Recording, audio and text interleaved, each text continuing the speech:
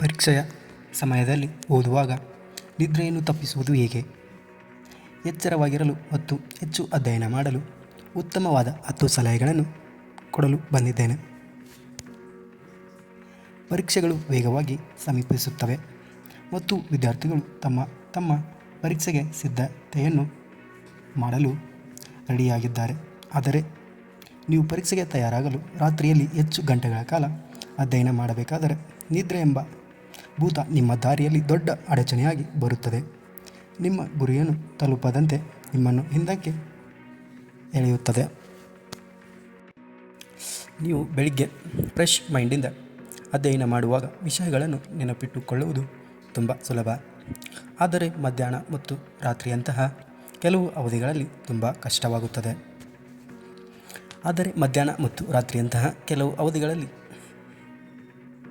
ನೀವು ಹೇಗೆ ಅಧ್ಯಯನ ಮಾಡಬೇಕೆಂದು ನಾನು ತಿಳಿಸಿಕೊಡುತ್ತೇನೆ. ನೀವು ರಾತ್ರಿ ಸಮಯದಲ್ಲಿ ಓದುವಾಗ ನಿದ್ದೆ ಬರುತ್ತದೆ. ಅಂತಹ ಸಮಯದಲ್ಲಿ ನಿಮಗೆ 2 ಆಯ್ಕೆಗಳು ಉಳಿದಿರುತ್ತದೆ.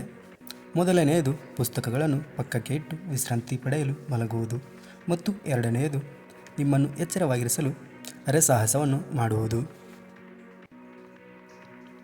ಅಧ್ಯಯನ ಮಾಡುವಾಗ ಮಲಗುವುದು ತುಂಬ ಸುಲಭ, ಆದರೆ ನಿದ್ರೆಯನ್ನು ತ್ಯಜಿಸಿ ಎಚ್ಚರವಾಗಿರುವುದು ತುಂಬ ಕಷ್ಟಕರ.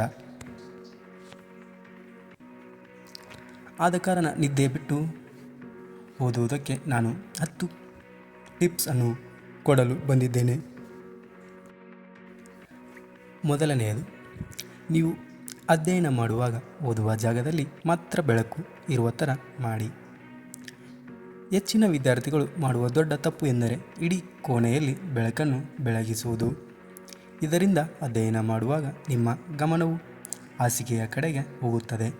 ಅದಕ್ಕೆ ಈ ತಪ್ಪು ಮಾಡಬೇಡಿ. ಆದರೆ ನಿಮ್ಮ ಲೈಟ್ ಬುಕ್ ಮೇಲೆ ಮಾತ್ರ ಬೀಳುವ ಥರ ಇದ್ದರೆ ನಿಮ್ಮ ಗಮನವು ಕೂಡ ಬುಕ್ ಮೇಲೆ ಮಾತ್ರ ಇರುತ್ತದೆ. ಎರಡನೆಯ ಕಾರಣ, ಕುರ್ಚಿಯಲ್ಲಿ ಕುಳಿತುಕೊಂಡು ಹಾಸಿಗೆಯ ಮೇಲೆ ಕುಳಿತು ಓದಬೇಡಿ. ಹೆಚ್ಚು ಗಂಟೆಗಳ ಕಾಲ ಅಧ್ಯಯನ ಮಾಡುವಾಗ ನೀವು ಕುಳಿತುಕೊಳ್ಳುವ ಸ್ಥಾನವು ತುಂಬ ಮುಖ್ಯವಾಗಿದೆ. ಹೆಚ್ಚಾಗಿ ಓದುವ ಸಮಯದಲ್ಲಿ ಕುರ್ಚಿಯ ಮೇಲೆ ಕೂರಲು ಪ್ರಯತ್ನಿಸಿ. ಇದು ಅಧ್ಯಯನ ಮಾಡುವಾಗ ನೀವು ಹೆಚ್ಚು ಸಮಯ ಎಚ್ಚರವಾಗಿರಲು ಸಹಾಯ ಮಾಡುತ್ತದೆ. ಮತ್ತೊಂದೆಡೆ, ನೀವು ಅಧ್ಯಯನ ಮಾಡುವಾಗ ನಿಮ್ಮ ಹಾಸಿಗೆಯ ಮೇಲೆ ಮಲಗಿದರೆ ನೀವು ಸೋಮಾರಿ ಆಗಬಹುದು. ಕೊನೆಗೆ ನಿಮಗೆ ನಿದ್ರೆ ಕೂಡ ಬರಬಹುದು. ಕುರ್ಚಿಯ ಮೇಲೆ ಕುಳಿತುಕೊಂಡಾಗ ನಿಮ್ಮ ದೇಹವನ್ನು ಆವಾಗವಾಗ ಮೂವ್ಮೆಂಟ್ ಮಾಡ್ತಾ ಇರಿ. ಇದರಿಂದ ನೀವು ಬೇಗನೆ ನಿದ್ದೆಗೆ ಜಾರುವುದಿಲ್ಲ. ಮೂರನೆಯದಾಗಿ, ಹೆಚ್ಚಾಗಿ ಊಟ ಮಾಡುವುದನ್ನು ನಿಲ್ಲಿಸಿ. ಊಟದ ನಂತರ ಸ್ವಲ್ಪ ನಿದ್ದೆಯು ಬರಬಹುದು. ನಮ್ಮೆಲ್ಲರಿಗೂ ಮೊದಲೇ ಗೊತ್ತು, ಇಂತಹ ಅನುಭವ ಹಲವಾರು ಸಾರಿ ಆಗಿದೆ. ಅಂತಹ ಪರಿಸ್ಥಿತಿಯಲ್ಲಿ ಓದಲು ಕಷ್ಟಕರವಾಗುತ್ತದೆ. ವಾಸ್ತವವಾಗಿ ಹೆಚ್ಚಾಗಿ ಊಟ ಮಾಡಿದ ನಂತರ ನೀವು ಸಂಪೂರ್ಣ ನಿದ್ದೆಗೆ ಜಾರಲೂಬಹುದು ಮತ್ತು ನಿಮ್ಮ ಕಣ್ಣುಗಳನ್ನು ತೆರೆಯಲು ನೀವು ಕಷ್ಟವನ್ನು ಪಡುತ್ತೀರಾ. ಹೆಚ್ಚು ಆಹಾರವನ್ನು ಸೇವಿಸಿದ ನಂತರ ಬರುವ ಆಲಸ್ಯವು ನಿಮ್ಮ ಓದುವ ಸಾಮರ್ಥ್ಯವನ್ನು ಕುಗ್ಗಿಸುತ್ತದೆ. ಅಲ್ಲದೆ ನೀವು ಸೋಮಾರಿತನವನ್ನು ಅನುಭವಿಸುತ್ತೀರಾ.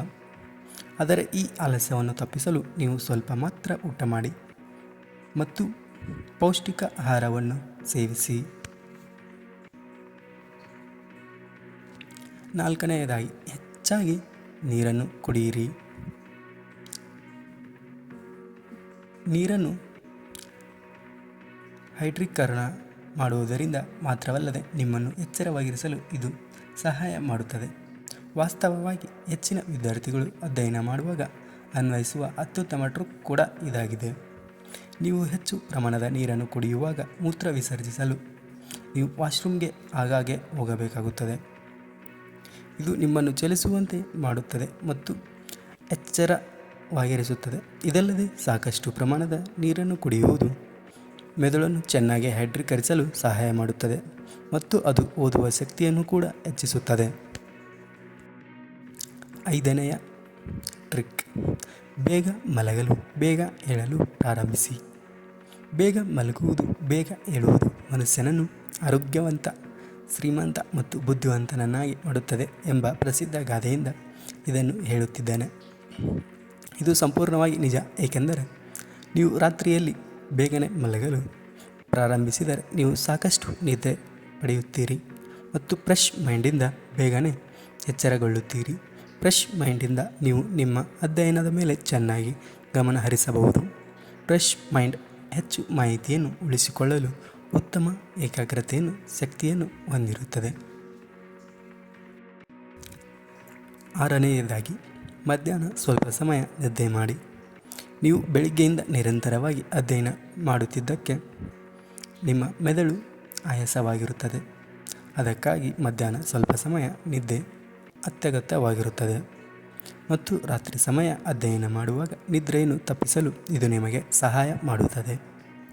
ಅರೆ ನಿದ್ರಾವಸ್ಥೆಯನ್ನು ದೂರವಿಡಲು ನಿಮ್ಮನ್ನು ಎಚ್ಚರವಾಗಿರಿಸಲು ಒಂದು ಸ್ವಲ್ಪ ಮಧ್ಯಾಹ್ನದ ನಿದ್ದೆ ತುಂಬ ಮುಖ್ಯವಾಗಿರುತ್ತದೆ. ಓದುವ ಏಳನೆಯದಾಗಿ ಓದುವ ಸಮಯದಲ್ಲಿ ಆಗಾಗ್ಗೆ ಸ್ವಲ್ಪ ವಾಕ್ ಮಾಡ್ತಾಯಿರಿ. ದೀರ್ಘ ಗಂಟೆಗಳ ಕಾಲ ಅಧ್ಯಯನ ಮಾಡುವುದನ್ನು ಮುಂದುವರಿಸಿದ ನಂತರ ನೀವು ಸೋಮಾರಿತನ ಮತ್ತು ತೂಕಡಿಕೆಯಿಂದ ತೊಂದರೆಗೆ ಒಳಗಾಗುವ ಸಾಧ್ಯತೆ ಹೆಚ್ಚು. ಆದ್ದರಿಂದ ನೀವು ನಿದ್ದೆ ಮಾಡಲು ಪ್ರಾರಂಭಿಸಿದ ಕ್ಷಣ ನಿಮ್ಮ ಕುರ್ಚಿಯಿಂದ ಎದ್ದು ನಿಮ್ಮ ಕೋಣೆಯಲ್ಲಿ ತಿರುಗಿ ಮತ್ತು ನಿಮ್ಮ ಕಾಲುಗಳನ್ನು ಮತ್ತು ಕೈಗಳನ್ನು ಸ್ವಲ್ಪ ರಿಲೀಫ್ ಮಾಡಿಕೊಳ್ಳಿ. ನಿಮ್ಮ ಕೋಣೆಯ ಸುತ್ತಲೂ ನಡೆದಾಡಿ ಮತ್ತೆ ಅಧ್ಯಯನ ಮಾಡಬಹುದು. ನಡೆದಾಡುವುದರಿಂದ ನಿದ್ದೆ ತಪ್ಪಿಸಲು ಸಹಾಯವಾಗುತ್ತದೆ ಮತ್ತು ನಿಮಗೆ ಓದಲು ಕೂಡ ಹೆಚ್ಚಿನ ಏಕಾಗ್ರತೆಯನ್ನು ಇದು ಒದಗಿಸುತ್ತದೆ. ಎಂಟನೆಯದಾಗಿ, ಓದುವಾಗ ಸ್ವಲ್ಪ ಜೋರಾಗಿ ಓದಿ. ಆಲಸ್ಯವನ್ನು ದೂರವಿರಿಸಲು ಈ ಟ್ರಿಕ್ ನಿಮಗೆ ಚೆನ್ನಾಗಿ ಕೆಲಸ ಮಾಡುತ್ತದೆ. ಇದು ಅಧ್ಯಯನ ಮಾಡುವಾಗ ನಿದ್ರಿಸುವ ಸಾಧ್ಯತೆಯನ್ನು ಕಡಿಮೆ ಮಾಡುತ್ತದೆ. ಇದು ನಿಮ್ಮ ಸ್ವಂತ ಧ್ವನಿಯನ್ನು ಕೇಳುವುದರೊಂದಿಗೆ ಹೆಚ್ಚಿನ ನೆನಪಿನ ಶಕ್ತಿಯನ್ನು ಹೊಂದಿದೆ. ಇದು ತೂಕಡಿಕೆಯನ್ನು ಹೋಗಲಾಡಿಸಲು ಮಾತ್ರವಲ್ಲದೆ ನಿಮ್ಮ ಕಲಿಕೆಯ ಶಕ್ತಿಯನ್ನು ಸುಧಾರಿಸಲು ಸಹಾಯ ಮಾಡುತ್ತದೆ. 9ನೇದು, ಓದುವುದರೊಂದಿಗೆ ಬರೆಯುವುದನ್ನು ರೂಢಿ ಮಾಡಿಕೊಳ್ಳಿ. ನೀವು ಬರೀ ಓದುವುದನ್ನು ಮಾತ್ರ ಮುಂದುವರಿಸಿದರೆ ಅದು ನಿದ್ದೆ ಮಾಡುವ ಪರಿಸ್ಥಿತಿಯನ್ನು ಸೃಷ್ಟಿಸುತ್ತದೆ. ಇದರಿಂದಾಗಿ ನೀವು ಬೇಸರವನ್ನು ಅನುಭವಿಸಲು ಪ್ರಾರಂಭಿಸುವ ಸಾಧ್ಯತೆ ಇದೆ. ಇದು ಅಂತಿಮವಾಗಿ ನಿದ್ರಾಹೀನತೆಗೆ ಆಹ್ವಾನವನ್ನು ನೀಡುತ್ತದೆ. ಆಲಸ್ಯವನ್ನು ದೂರವಿರಿಸಲು ನೀವು ಓದುವುದಲ್ಲದೆ ಅದನ್ನು ಬರೆಯುವ ಮೂಲಕ ಕಲಿಯಲು ಸಲಹೆ ನೀಡಲಾಗುತ್ತದೆ. ಇದರಿಂದ ನಿಮ್ಮ ಮೆದುಳು ಪೆನ್ನು ಮತ್ತು ಕಾಗದದ ಕೆಲಸವನ್ನು ಮಾಡುವುದನ್ನು ಮತ್ತು ನೀವು ಕಲಿತ ವಿಷಯಗಳನ್ನು ನೆನಪಿಸಿಕೊಳ್ಳುವುದು ಸಕ್ರಿಯವಾಗಿರುತ್ತದೆ. 10ನೇದು ಮತ್ತು ಕೊನೆಯದಾಗಿ, ರಾತ್ರಿಯಲ್ಲಿ ಕಷ್ಟಕರ ವಿಷಯಗಳನ್ನು ಅಧ್ಯಯನ ಮಾಡುವುದನ್ನು ಹಿಂದೆ ಬಿಡಿ. ರಾತ್ರಿಯ ಸಮಯದಲ್ಲಿ ನೀವು ಕಷ್ಟಕರವಾದ ವಿಷಯಗಳನ್ನು ಕಲಿಯಲು ಪ್ರಯತ್ನಿಸುತ್ತಿದ್ದರೆ ನೀವು ಹೆಚ್ಚು ಕಷ್ಟ ಅನುಭವಿಸುತ್ತೀರಿ. ರಾತ್ರಿಯಲ್ಲಿ ಸುಲಭವಾದ ವಿಷಯಗಳು ಓದಲು ಪ್ರಯತ್ನಿಸಿ. ನಿಮ್ಮ ದೇಹ ಮತ್ತು ಮೆದುಳು ತಾಜಾ ಮತ್ತು ಸಕ್ರಿಯವಾಗಿರುವಾಗ ಹಗಲಿನಲ್ಲಿ ಕಠಿಣ ವಿಷಯ ಓದಿ. ರಾತ್ರಿಯಲ್ಲಿ ಸುಲಭ ಮತ್ತು ಆಸಕ್ತಿದಾಯಕ ಮತ್ತು ನಿಮ್ಮ ನೆಚ್ಚಿನ ವಿಷಯಗಳನ್ನು ಮಾತ್ರ ಓದಿ. ಪ್ರಿಯ ವಿದ್ಯಾರ್ಥಿಗಳೇ, ನಿಮ್ಮ ನಿದ್ರೆಯನ್ನು ತ್ಯಾಗ ಮಾಡುವ ಮೂಲಕ ಆ ಹೆಚ್ಚುವರಿ ಅಂಕ ಗಳಿಸಲು ನೀವು ಬಯಸಿದರೆ ಮೇಲೆ ತಿಳಿಸಿದ ತಂತ್ರಗಳು ಉಪಯೋಗಿಸಿ. ಖಂಡಿತವಾಗಿಯೂ ನಿಮ್ಮ ಅಪೇಕ್ಷಿತ ಶೈಕ್ಷಣಿಕ ಗುರಿಗಳನ್ನು ಪೂರೈಸಲು ಸಹಾಯ ಮಾಡುತ್ತದೆ. ಧನ್ಯವಾದಗಳು.